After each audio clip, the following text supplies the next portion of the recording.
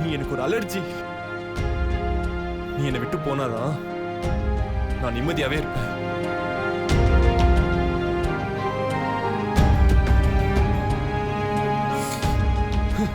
ஆனா என்ன பண்றது, எனக்கு பிடிக்கலனா கூட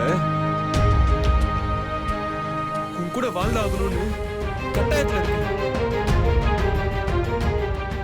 மண்டபத்துல எங்க அம்மா சொன்ன ஒரே காரணத்துக்காக மட்டும்தான் நான் உன் கழுத்துல தாலி கட்டினேன்.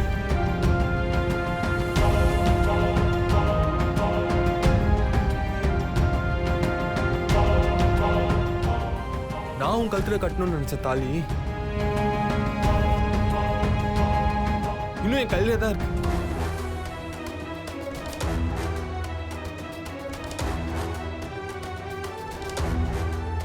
என்னை பொறுத்த வரைக்கும் நான் உன் கழுத்துல கட்டினது தாலியே இல்லை, ஜஸ்ட் அன் எல்லோ ரோப், அவ்வளோதான்.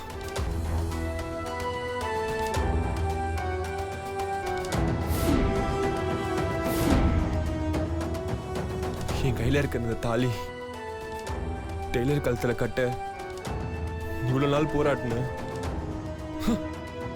இப்ப டெய்லரே இல்லை, இனி எப்படி இந்த தாலி அவ கழுத்துல என்னால கட்ட முடியும்?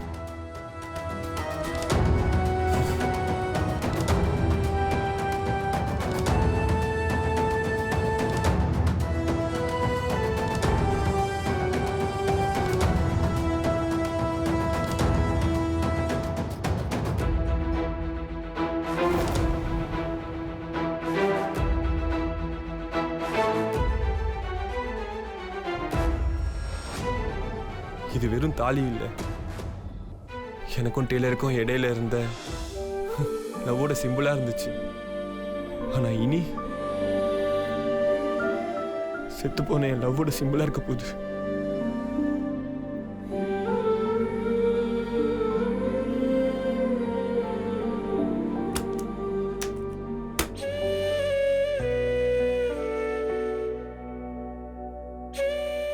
நீ பெட்ல படுத்துக்கோ, நான் கீழே படுத்துக்கிறேன்.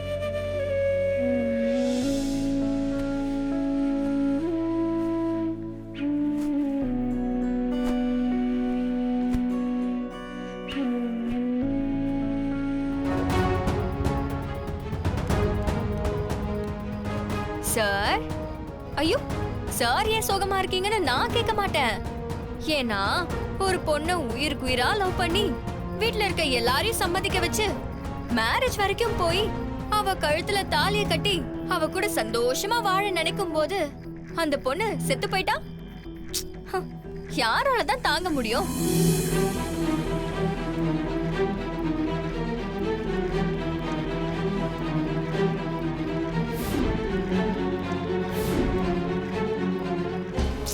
அவங்க சோகமா இல்லைன்னா தான் ஆச்சரியப்படணும். இதுல வேற உனக்கு ஒரு டோஸ் எக்ஸ்ட்ரா. உன் தம்பி லைஃப காப்பாத்துறத நினைச்சு நீ ஏன் கழுத்துல தாலியை கட்டிட்ட. என்ன பத்தின எல்லா விஷயமும் உனக்கு தெரியும்.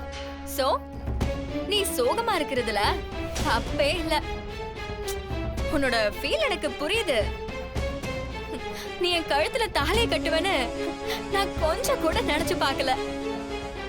நம்ம 2 பேருக்கும் நடந்த கல்யாணம் ஒரு ஆக்சிடென்ட். நானும் உன்னை லவ் பண்ணல, நீயும் என்ன லவ் பண்ணல. உன் தம்பிக்காக நீ என்ன மேரேஜ் பண்ணிக்கிட்ட. நான் இந்த சொத்துக்காக நீ தாலி கட்டும்போது சும்மா இருந்துட்ட.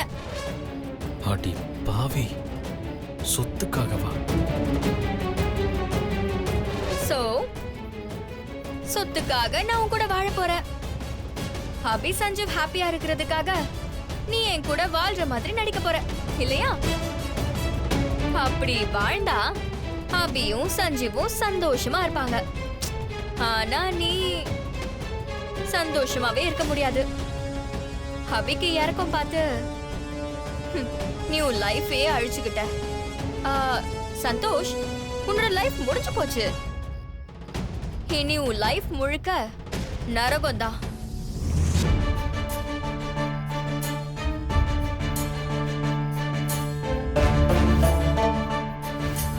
நான் வேணா ஒரு வழி சொல்லட்டுமா?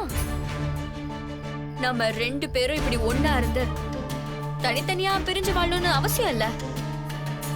எல்லாத்தையும் மறந்துட்டு ஒற்றுமையா வாழலாம். பட் ஒரு கண்டிஷன். இந்த வீட்ல நான் என்ன பண்ணாலும் நீ எனக்கு சப்போர்ட் பண்ணணும். அந்த அபி சஞ்சீவ ஒதுக்கி வச்சுட்டு நீ எனக்கு சப்போர்ட் பண்ணணும்.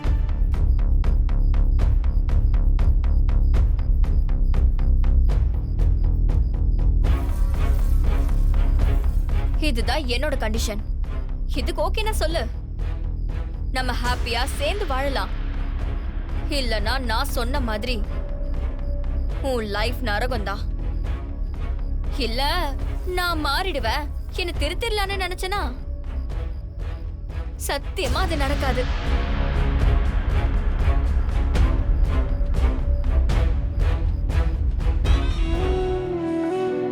சம்பந்தி, ஏன் ஒரு மாதிரி இருக்கீங்க? இல்ல, யாருக்கும் இல்லாத கொடுப்பனையா எனக்கு ஒத்தையா இல்லாம ரெட்டையா பொருந்தது. எனக்கு 2 பொன் குழந்தையா பிறந்தப்போ நான் ரொம்ப சந்தோஷப்பட்டேன். 2ஐயும் ஒரே மாதிரி தான் வளர்த்தேன்.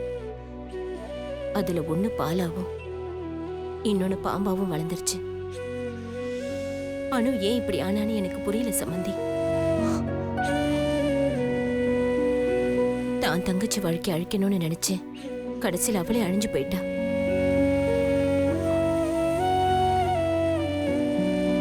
நீங்க எல்லாரும் அவளை பத்தி தப்பா பேசும்போது அனு அப்படி கிடையாதுன்னு உங்க எல்லார்கிட்டே கத்தி சொல்லணும் போல தோணுது. ஆனா நான் அதை சொன்னா ஸ்ரீஜா தான் அனுவை கொன்னாங்கிற விஷயத்தையும் நான் சொல்ல வேண்டி வரும். ஸ்ரீஜாவை பத்தின உண்மை தெரிஞ்சா சந்தோஷ் அவ கூட வாழ மாட்டான். சந்தோஷோட வாழ்க்கை வீணா போயிடும். அபியும் தான் அக்காவை கொன்னுட்டாங்கிற கோபத்துல ஸ்ரீஜாவை கொன்னாலும் கொன்னுடுவா. சம்பந்தி, என்ன அமைதியா இருக்கீங்க? அனு மேல உங்களுக்கு கோவம் இருந்தா அது எந்த காரணத்து கொண்டோ அபி மேல ஒண்ணு காட்டிடாதீங்க. என்ன சம்பந்தி இப்படி எல்லாம் சொல்றீங்க? என்ன பொறுத்த வரைக்கும் அனு ரொம்ப நல்லவ. குணத்துல நம்ம எல்லாரையும் விட ரொம்ப மேலானவ. என்ன கொஞ்சம் கோவம் அதிகம். அனுதான் எனக்கு மருமகளா வரணும்னு நானும் ஆசைப்பட்டேன். அது நடக்காம போயிடுச்சு. எனக்கு அவ மேல சின்ன வருத்தம் கூட இல்ல சம்பந்தி. நீங்க எந்த கவலையும் படாதீங்க. அபி இனிமே ஏன் பொண்ணு. அவளை எந்த குறையும் இல்லாம பாத்துக்க வேண்டியது என்னோட பொறுப்பு. எனக்கு இது போதும் சம்பந்தி.